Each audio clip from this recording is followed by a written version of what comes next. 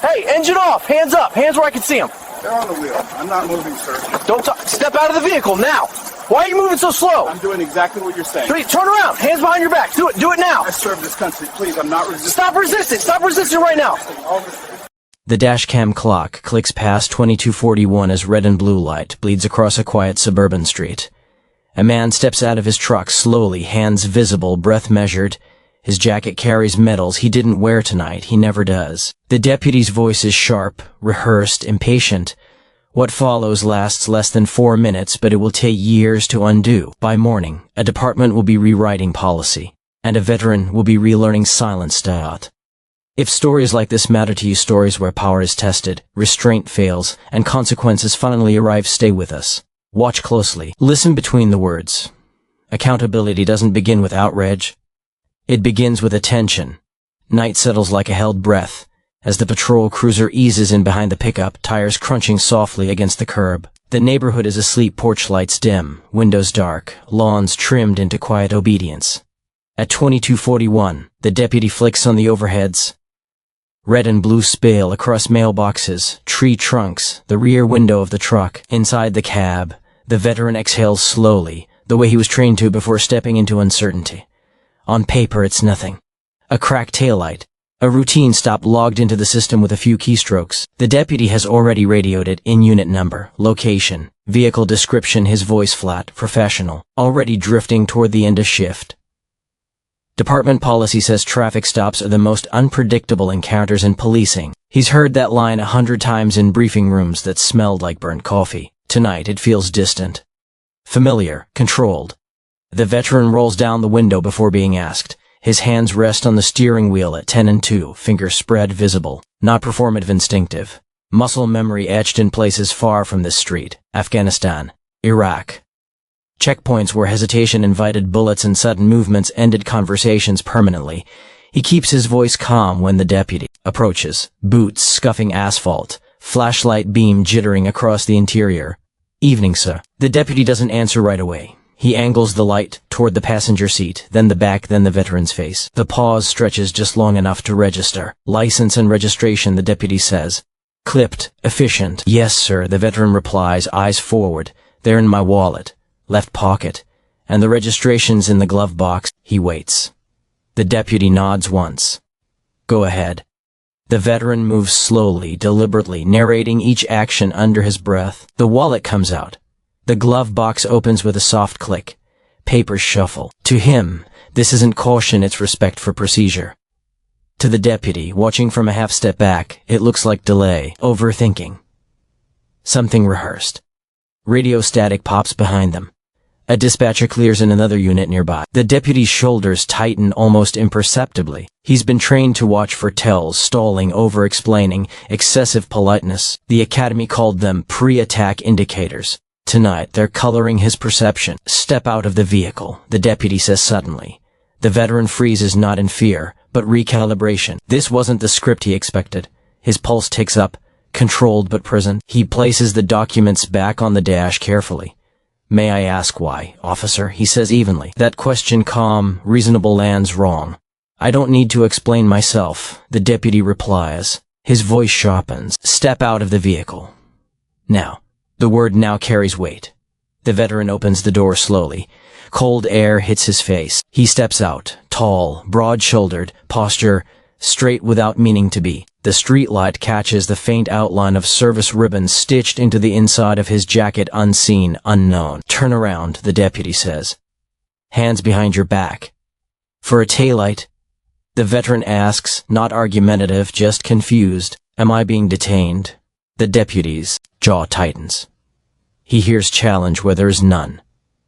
Pride fills the silence between them, crowding out nuance. Department guidelines require articulable suspicion before escalation. He hasn't voiced one. He doesn't slow down to find it. I said hands behind your back. The veteran hesitates just a fraction of a second. In other places, that pause saved lives. Here, it's misread. Don't resist, the deputy snaps, already closing the distance. I'm not resisting, the veteran says, hands starting to move. Too late. The deputy grabs his arm, grip hard, sudden. The veteran's body reacts before his mind can intervene. Shoulders stiffen, balance shifts, training flashing like a warning flare. He forces himself to go still. Relax. The deputy barks, breath loud in the bodycam mic. I am relaxed, the veteran replies through clenched teeth. Please, the command never finishes. The deputy pivots, driving him toward the hood of the truck. Metal thuds. A knee presses in. Gravel digs into palms as the veteran is forced down, cheek against cold paint. Somewhere nearby, a porch light flicks on. A curtain moves. Stop moving. The deputy shouts. I'm not moving. The veteran says, voice tight, but controlled. I served. The sentence breaks under pressure. The streetlight hums overhead. The radio continues to murmur codes that don't account for this moment. In less than 90 seconds, a routine stop has slipped its boundaries, crossing into something neither man can fully name yet, but both will carry long after the lights go dark. The moment stretches elastic and distorted, as if time itself is deciding which way to break. For the veteran, everything begins to rewind, not consciously, not dramatically, but through muscle and breath. His body remembers places where compliance was survival, where tone mattered more than volume, where the calmest man controlled the chaos. Checkpoints at dawn. Convoys stalled under desert suns. The rule was simple then. Slow everything down. Narrate. Your movements. Never surprise the person holding power. That instinct is still there. Even now, with his cheek pressed against metal and gravel biting his skin, he measures his breathing. In through the nose, out through the mouth. Don't clench, don't twist, don't give the moment anything it can misread. The deputy, meanwhile, is moving forward on a different track, one laid down in fluorescent lit classrooms and reinforced by repetition. Command presence, officer safety, control the scene. The academy taught him that hesitation invites danger. That clear, loud commands establish dominance before uncertainty can take root. There was a slide deck on escalation ladders, verbal direction, physical control, intermediate force. There was also a slide on de-escalation, but it lived closer to the end of the day, when attention thinned and chairs scraped the floor early. Department policy is explicit. When there's no visible weapon, no immediate threat, officers are instructed to slow the encounter. To use verbal techniques to gain voluntary compliance before physical contact. It's written in the manual. It's tested on paper. It exists for moments exactly like this. But policies don't act on their own. People do. The deputy's breathing is audible now, sharp and fast, his chest rising against the vest. Adrenaline narrows his focus. He doesn't hear the calm in the veteran's voice, only the fact that it isn't submission. The veteran's stillness reads as tension. His measured tone sounds rehearsed. In the deputy's mind, the narrative is already forming. Non-compliant subject, possible threat, failure to obey commands. Stop tensing up. The deputy says, pressing harder. I'm not. The veteran answers. I'm trying to comply. The words overlap, collide, go nowhere. There is no space left between them physically or psychologically. The deputy's training tells him to keep control, to stay ahead of the moment. The veteran's training tells him to remain calm, to avoid sudden movement. At all costs. Both believe they are doing the right thing. That belief becomes the problem. A neighbor's phone camera clicks on from across the street, its lens catching the hard angle of bodies under streetlight glare. The veteran feels the pressure shift, a knee finding a more deliberate position. His mind flashes not to violence, but to restraint positions briefed years ago, warning about weight on the back. About how quickly control can turn dangerous. Sir, he says carefully, choosing the word the way he once chose routes. I'm a combat veteran. Sudden force. Don't talk. The deputy cuts in. You should have listened. That interruption lands heavier than the knee. It closes the last door to slowing this down. The deputy doesn't announce an arrest. He doesn't articulate probable cause. The escalation has outrun the language meant to justify it. Radio chatter bleeds into the night codes, confirmations, nothing about this. The body cam captures it all. The uneven cadence of commands, the lack of warning before force, the absence of any attempt to reset the encounter. Later, trainers and lawyers will pause the footage here, pointing to frames and timestamps. This is where it could have changed, they'll say. But in the moment, there is no rewind button. What should have been a pause, a breath, a sentence, a step back, has become momentum. And momentum, once it takes hold, doesn't ask who deserves what. It only moves forward, carrying both men toward consequences neither of them can yet see. The shift from tension to impact is sudden, violent in its efficiency. Hands clamp down. Balance disappears. The world tilts sideways and then down hard. Gravel scrapes exposed skin, sharp and unyielding, embedding itself into palms and forearms. The veteran doesn't cry out. His jaw tightens instead, teeth set, breath pulled inward as his body absorbs the shock the way it was trained to compact, controlled, protective. A knee drives into his back with practiced certainty, not reckless, not wild, deliberate, the kind of pressure meant to pin, to dominate space. The veteran's spine bows under it, muscles that once carried 80 pounds of gear through desert heat, now working to keep air moving in and out of his lungs. He shifts instinctively, searching for a position that doesn't feel like drowning. Stop resisting. The deputy shouts. I'm not resisting, the veteran says, voice strained but steady. I can't breathe like this. The words are calm, factual, offered without accusation. They disappear into the noise of the moment. The deputy's breathing fills the Bodycam microphone fast, uneven, edged with exertion. Adrenaline has taken over, narrowing his world to compliance and control. He adjusts his weight, not to ease pressure, but to maintain it. Across the street, doors open. Shadows gather, neighbors step onto porches, drawn by the sharpness of the voices, by the unnatural stillness of a man pinned to the ground. Phones come up almost in unison, screens glowing pale in the dark, their lenses unblinking. No one speaks at first. The silence feels heavy, expectant, as if the street itself is holding its breath. The veteran swallows hard. His chest struggles against the weight on his back. Panic presses at the edges of his composure, not fear of the deputy, but of his own body failing him. He focuses on what he can control. Small breaths. Stillness. He remembers briefings about restraint, about how quickly things can go wrong when pressure is applied the wrong way, for too long. I served this country, he says quietly. The sentence isn't defiance. It isn't a plea for special treatment. It's an attempt at context, at humanity, a reminder that he understands orders, structure, discipline, that he knows what authority looks like when it's measured. It changes nothing. Hands behind your back. The deputy yells again, even as the veteran's wrists are already being pulled together. Metal clicks, once, twice tight final. The cuffs bite into skin as they lock. The deputy keeps the knee in place a moment longer than necessary, the pressure lingering as if to punctuate the command. Somewhere in the system, the encounter is being reduced to data. In a dispatch log, a timestamp marks the application of force. In policy language, this is the moment analysts will later isolate the second restraint crossed from control into excess. The veteran doesn't know that yet. All he knows is the shallow pull of air, and the weight that won't lift. A woman's voice breaks the silence from a porch. He said he can't breathe.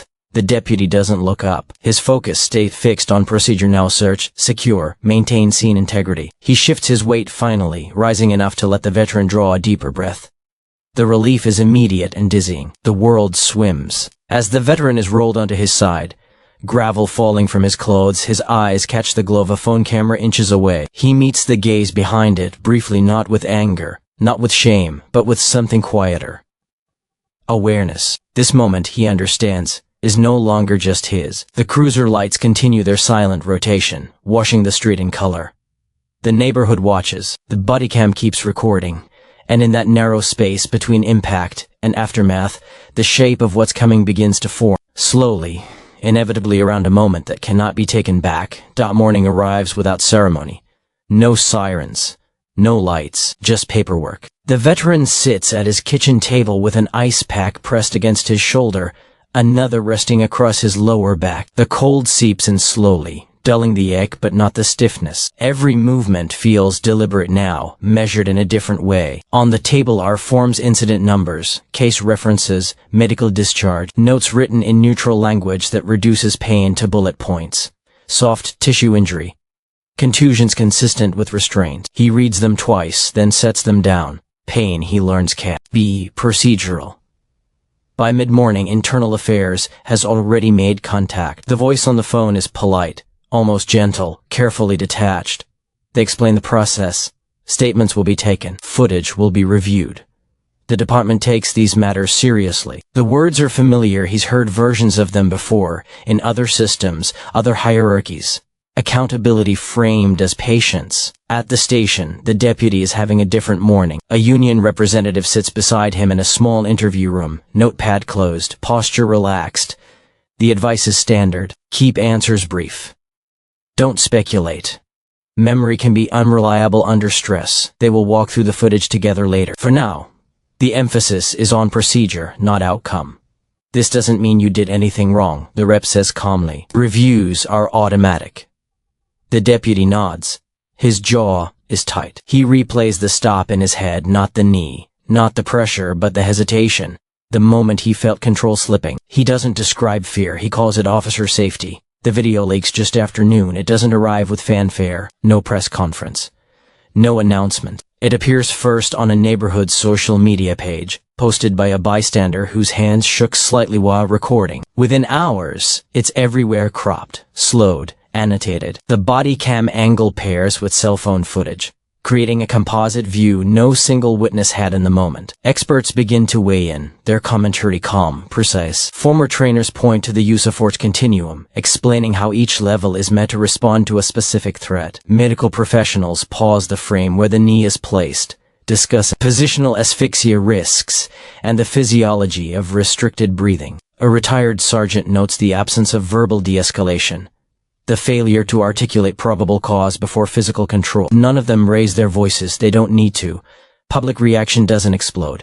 It accumulates. A steady hum builds, calls to city council offices, emails to the department, quiet statements from veterans organizations expressing concern. Not outrage yet. Pressure. The kind that doesn't burn out quickly because it isn't fueled by spectacle alone. It's fueled by recognition. The department releases a statement by evening. It's careful, neutral. An acknowledgement without admission. They confirm an internal review is underway, that the officer has been placed on administrative duty pending investigation, that they are committed to transparency and community trust. The language is balanced, legal, designed to slow momentum. It doesn't. The veteran watches the statement on his phone, volume low. He doesn't feel vindicated. He feels tired. Messages pour in, some from people he hasn't spoken to in years, others from strangers who recognize something in his stillness, his restraint. A former squadmate texts simply, "Saw the video. You didn't do anything wrong." He sets the phone down and closes his eyes. Inside the department, the review moves faster than usual. Command staff knows the optics. They've seen this pattern before. Bodycam footage changes timelines. It creates external accountability that internal processes alone can't contain. Training officers are already pulling manuals, flagging sections, preparing revisions just in case. The deputy's informed that his actions will be evaluated against policy, not intent, not character, but compliance. The distinction matters. He hears it as distance. By nightfall, the story has a name.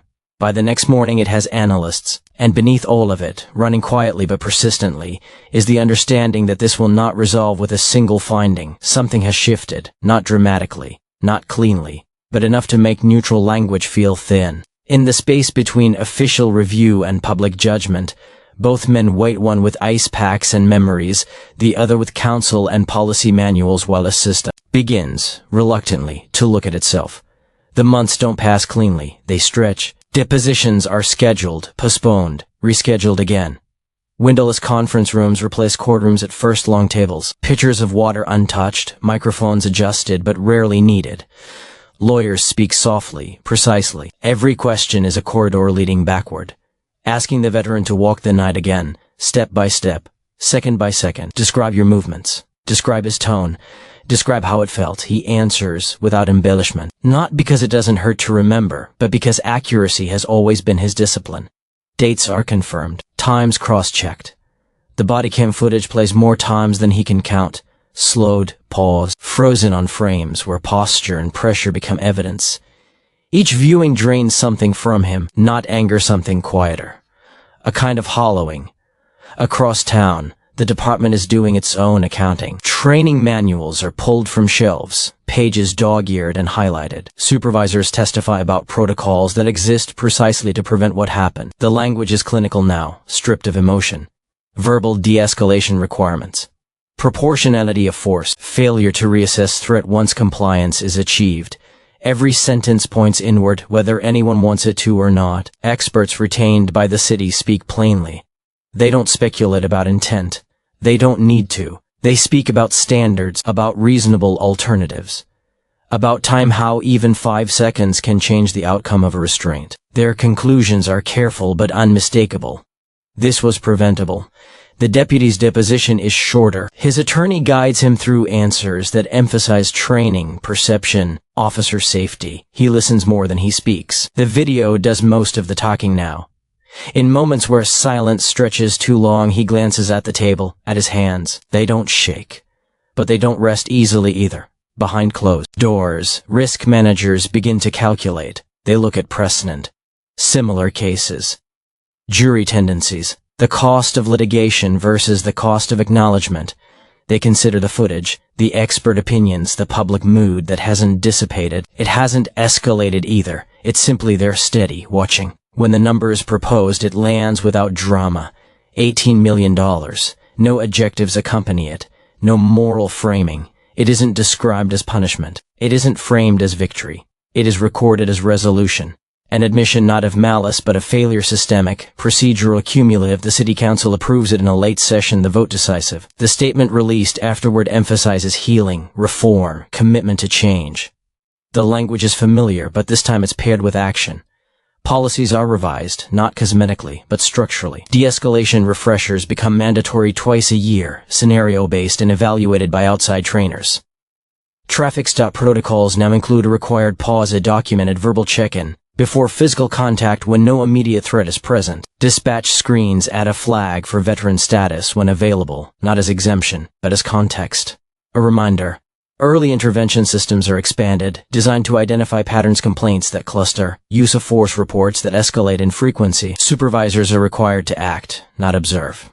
Silence is no longer neutral. The deputy resigns quietly. There is no ceremony, no public statement.